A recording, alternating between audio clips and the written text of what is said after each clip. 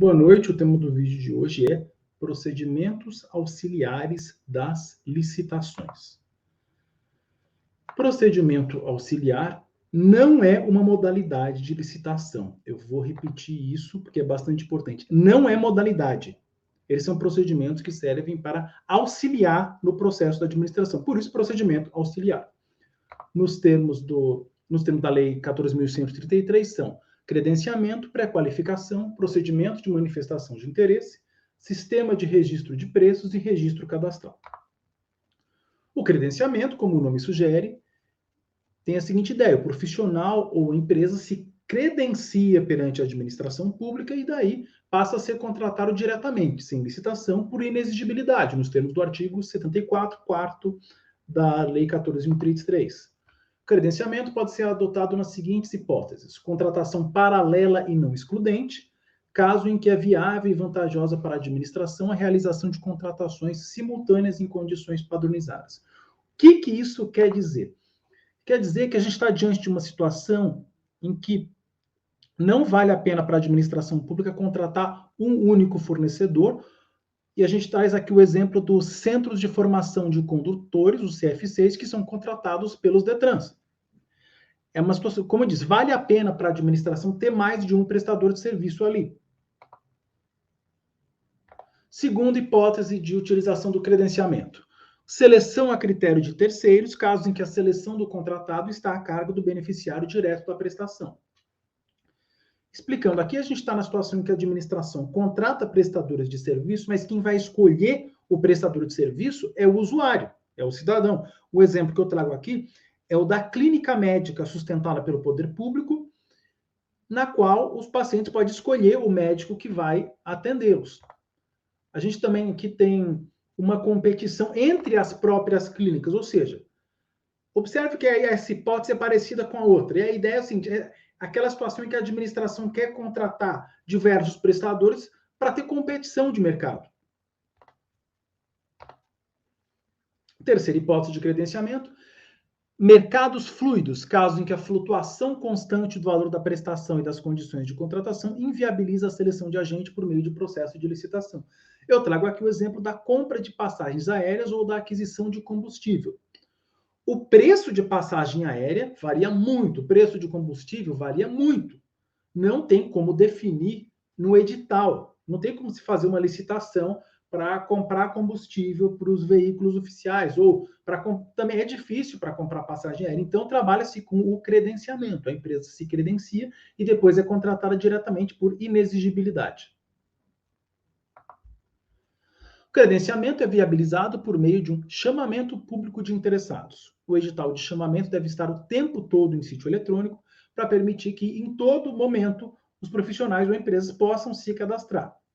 E quem que define os detalhes de como vai ser o credenciamento? É o regulamento de cada ente. Então, o município vai ter um regulamento de credenciamento para as empresas e profissionais que querem se cadastrar para desenvolver determinada atividade, sendo contratados por inexigibilidade de licitação. Agora vamos tratar da pré-qualificação. A pré-qualificação é uma espécie de antecipação da habilitação dos candidatos, feita com o objetivo de verificar a capacidade técnica dos concorrentes para executar trabalhos complexos. O objetivo da pré-qualificação é excluir os candidatos que não têm nada a ver, que não têm a mínima condição de fazer, por exemplo, uma obra complexa do metrô, uma coisa assim. Então, na qualificação, você já exclui para não perder tempo com um candidato que não tem nada a ver. O procedimento é simples. A entidade divulga o edital de pré-qualificação, qualquer um pode se inscrever e quem cumprir os requisitos do edital é considerado pré-qualificado. Então, por exemplo, de novo, exemplo de construção de metrô. A empresa, para se candidatar lá, ela tem que ter um número mínimo de engenheiros, por exemplo, em seus quadros. A empresa que não tiver aquela quantidade mínima de engenheiro não pode nem entrar na concorrência.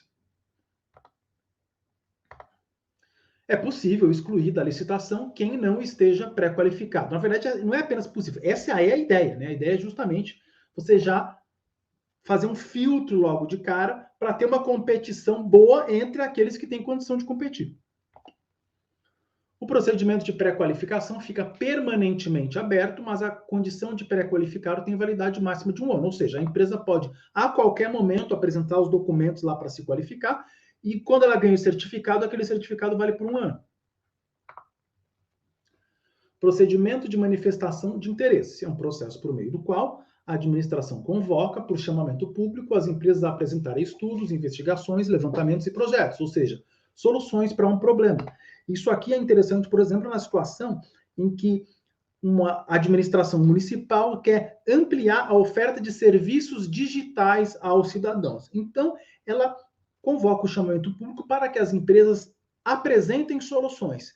E daí alguém pode fazer o seguinte questionamento: mas isso não é a mesma coisa que o diálogo competitivo? Não, porque no diálogo competitivo vai ter uma contratação no final. Aqui não. Aqui a ideia é só pegar as soluções que as empresas apresentaram, sem qualquer compromisso de contratar futuramente.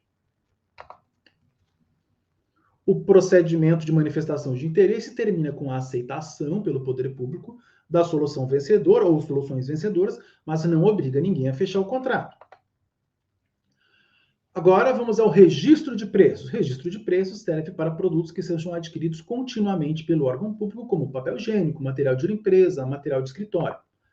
Não é prático convocar licitação a cada vez que seja necessário comprar papel higiênico, e também não é prático fazer uma compra anual. Não haveria espaço para guardar todo o papel higiênico. A mesma coisa para detergente, material de limpeza, alguns tipos de material de escritório, papel sulfite, por exemplo.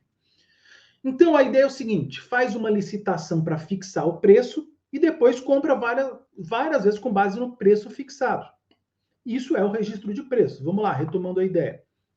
A administração faz uma solução, faz uma licitação, chega, ó, concorrente tal, ele está oferecendo determinada quantidade de material de limpeza com esses preços aqui por cada item. Aí, a administração fixa esse preço e vai comprar, pode comprar de outras empresas. Não é obrigado a comprar do primeiro colocado no registro de empresas. Pode comprar de outras empresas, contanto que elas pratiquem aquele preço. Estados e municípios podem aderir à ata de registro de preços da União, de estados e municípios. Mas a União não pode aderir à ata de registro de preços de estado ou município.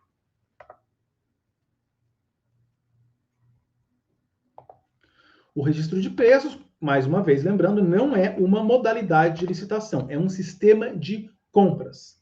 A ata de registro de preços vale por 1 ano, permitida a prorrogação.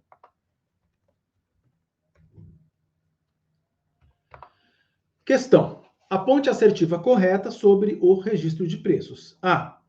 O registro de preços se destina às aquisições de grande vulto. Está errado, porque o registro de preços é destinado a aquisições de material de limpeza, escritório, enfim, coisas que a administração compra continuamente e não vale a pena ficar o tempo todo abrindo licitação nova. Portanto, assertiva A está errado. B. A União não pode aderir à ata de registro de preços de um município. Correto. É isso mesmo, isso que a gente acabou de ver. C. Registro de preços é uma modalidade de licitação. Está errado, a gente acabou de ver que não é modalidade de licitação, é um tipo de procedimento auxiliar.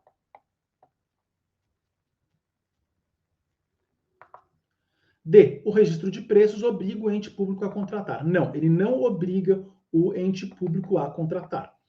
É possível que a administração chegue à conclusão de que não vale a pena usar o registro de preços naquela aquisição específica. Então, não assume qualquer compromisso.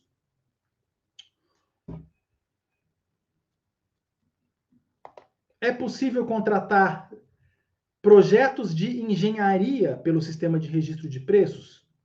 Nos termos do artigo 85 da Lei 14.133, é possível executar obras e serviços pelo registro de preços, contanto que haja um projeto padronizado e que envolva uma necessidade permanente da administração pública. Agora vamos tratar do registro cadastral. Consiste, como o nome indica, em um registro de empresas interessadas em participar de licitações. O registro é unificado nacionalmente e constará do Portal Nacional de Contratações Públicas. Por que eu coloquei constará aqui? Porque esse portal está sendo implementado.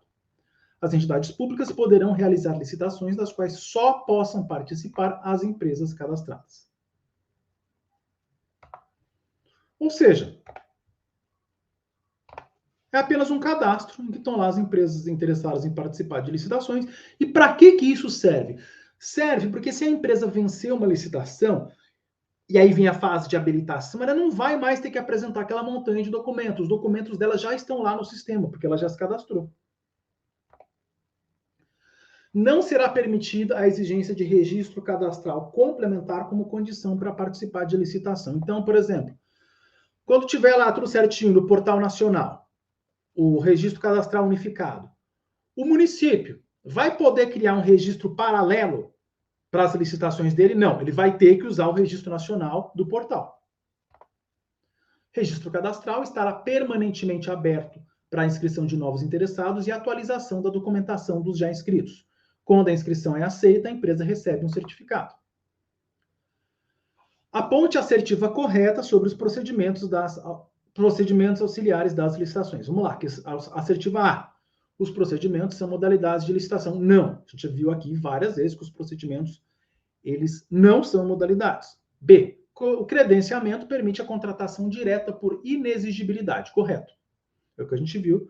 O credenciamento é aquele sistema feito para contratações paralelas e não excludentes, escolha de serviço por parte do usuário, ou seja, situações em que a administração quer que haja concorrência entre os prestadores de serviço e também para os mercados fluidos, aqueles mercados em que não dá para estabelecer um preço fixo porque o preço varia demais. Eu dei o exemplo do avião, das passagens e do combustível. Portanto, assertiva B está correta. C. Vamos ver por que as outras estão erradas. O procedimento de manifestação de interesse atribui ao participante que apresentou a melhor solução o direito subjetivo à contratação. Essa assertiva está errada por quê?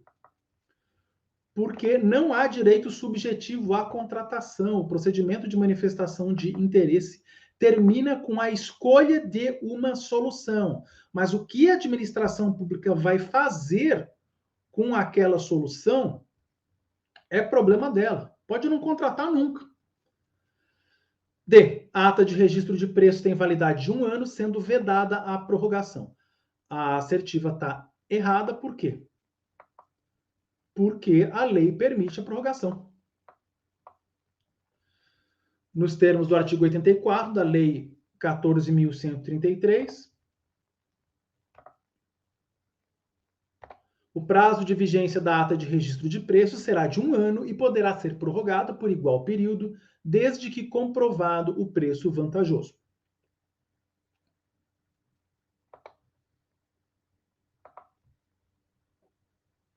Portanto, resposta B.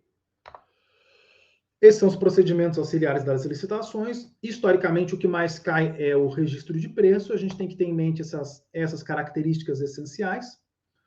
O registro de preços não cria compromisso para a administração, mas ele cria compromisso para os fornecedores. Então, todo mundo vai ter que fornecer naquele preço do licitante vencedor.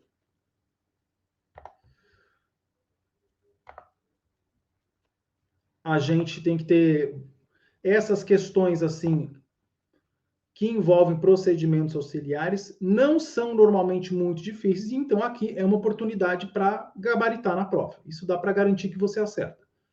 Conceito mais importante, lembrando, é que esses procedimentos não são modalidades, eles servem para facilitar a escolha, né? Então, retomando, pré-qualificação, antecipação da habilitação com a apresentação dos documentos. Registro cadastral é a mesma ideia. A empresa apresenta os documentos e fica lá constando para já facilitar também a habilitação. Manifestação de interesse. É só para pegar uma solução sem obrigação de contratar. É isso, espero que vocês tenham gostado do vídeo e até uma próxima.